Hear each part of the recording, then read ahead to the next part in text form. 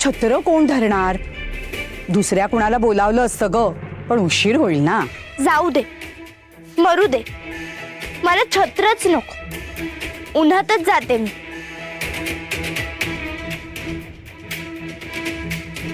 अगं अगं माणिक, अगं ऐक ना, असं काय करतेस? अगं नाजूक आहेस तू बाळा, घाम येईल तुला, लालबुंद होशील, दमशील तू. जाऊ दे ना ग आई, जाऊ दे. मी घामाने भिजून जाईल. मी इतकी छान तयार झालीये, ते फुकट जायला हवंय ना काही लोकांना. जाऊ दे, त्यांच्या मनासारखं होतंय, होऊ दे ना. असं चांगलं झालेलं कुणाला बघवतच नाहीये. आणि ताई, रडतेस तू?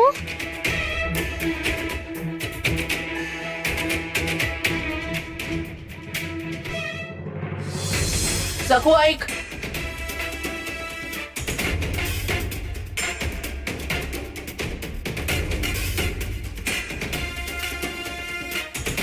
माणिक तुला कशासाठी घेऊन जातीये लक्षात आहे ना? हो सासूबाई. वर बघ, माझ्याकडे बघ. माणिकला आनंदी ठेवायची जबाबदारी तुझी. उद्या तिला छान साखरपुड्यासाठी तयार करून आणायचं, समजलं? नाजूक आहे ती फुलासारखी. उद्या याल तेव्हा तिच्या डोळ्यात जर अश्रू दिसले ना, खबरदार, बजावून ठेवते तुला.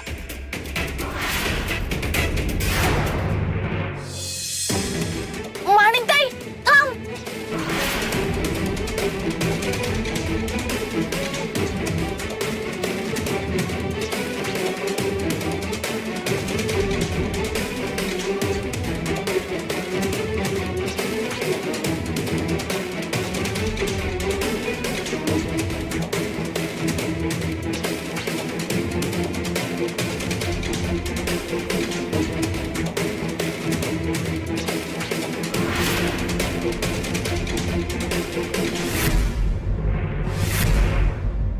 हे तर फारच लवकर आटपलं.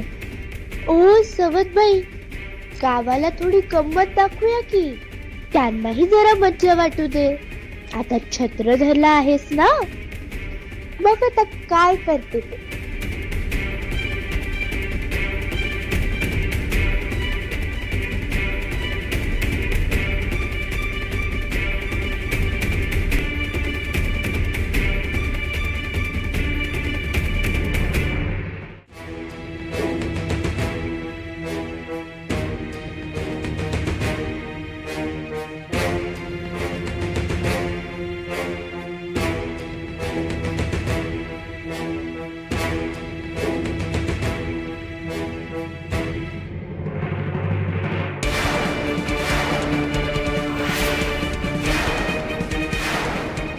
हे तू अजून तयार झाला नाहीस?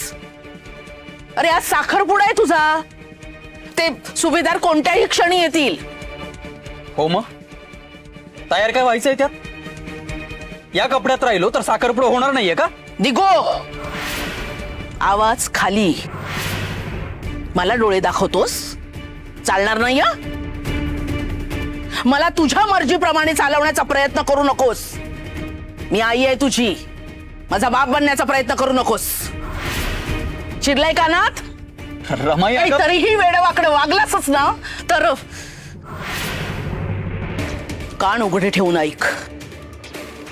काल तुला मी जे म्हणाले ना, ते हवेत विरण्यासाठी नाही. तुला जे म्हणाले ते मी सगळ्यांसमोर बोलू शकते आणि प्रत्यक्षातही आणू शकते. रमाई, अगं काय बोलतेस तू हे? हो, स्वतःला पेटवून घेऊ शकते, विहिरीत जीव देऊ शकते, गळफास लावून घेऊ शकते. दिलेला शब्द खरा करण्याची माझ्यात धमक आहे. मला डिवचू नकोस. जे मी म्हणते ना ते खरं करून दाखवते. माझ्या सहनशक्तीचा अंत बघू नकोस. तयार हो आणि उभा राहा साखरपुड्याला, राजी खुशीने आणि हसत मुखाने. समजलं? आम्ही काय म्हणतो, लग्नाआधी बरं वरात काढलीत तुम्ही. हा, त्या माणिक मध्ये अगदी तुमचे सगळे गुण तंतोतंत उतरलेत बरं. नाही हा, हे सगळं अगदी तुमच्यासारखं आहे. तुम्ही कसा घोडा चालवायचात आणि मध्येच त्याची लगाम खेचून त्याला ताब्यात ठेवायचात, आपली माणिक आता अगदी तसंच वागतीये नाही.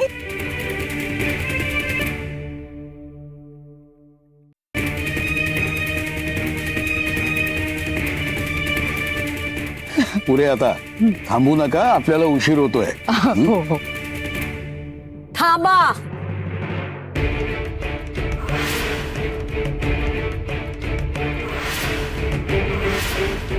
अगं हे काय अंबिके, हा मुद्दामच तू सखूला छत्र समोर धरायला लावलंस ना. वा वा वा, एवढे तालेवार तुम्ही. अगं तू सुभेदारी नाहीस ना, मग तुमच्या वाड्या नोकर चाकर काही कमी आहेत का? आणि ही सखू कोणत्या न्यायाने तुमची चाकर आहे? हा, आधी मला हे कळू दे की आम्हाला एवढा उपदेश करणाऱ्या आणि आम्हाला जाब विचारणाऱ्या तुम्ही कोण आहात? आणि आमच्या शुभ कार्यामध्ये तुम्ही का विघ्न आणताय? कुठल्या हक्काने आम्हाला अडवताय तुम्ही? हे बघा सरू आजी, माझी माणिक ना साखरपुड्याला चाललीये, त्यात अपशकुन करू नका. अगं साड काय, मी सत्याचा आवाज आहे आणि शहाणपणाची पताका आहे. तुमची चूक ही सर्व जगाला ओरडून सांगणार. एक तर हे लग्न तुम्ही ठरवून सखूवर अन्याय केलाय आणि वर तिला ही अशी क्रूर वागणूक देताय. शोभतं का तुम्हाला?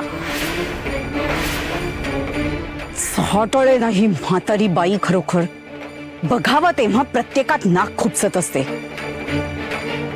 ओ सरू आजी, या सखूवरती ना काही अन्याय बिन्याय होत नाहीये. हा, सखू स्वतःच्या राजी खुशीने माझ्या माणिकची बटीक झालीये. आणि बटीक असूनही माझी माणिक तिला स्वतःच्या बरोबरीने ठेवतीये. हे दिसत नाहीये का तुम्हाला? आता काय हे सखूला न्यायला मेणा आणायचाय का? आणि आधी मला हे कळत नाही की आमच्या घरगुती बाबतीत तुम्ही का नाक खुपसताय, आणि तेही या वयात. म्हणूनच नातं असून सुद्धा मनोरमेने तुम्हाला साखरपुड्याला नाही बोलावलं. याचं कारण तुमचा स्वभाव. नको तेव्हा नको ते बोलत असता. आणि तुम्ही काही सगळ्या गावाचा ठेका घेतलायत का? नाही, तुमच्या त्या पताका बिताका ते काही आम्ही जाणत नाही. आणि मानत तर त्याहून नाही. चला निघा इथून, उशीर होतोय आम्हाला. आमच्या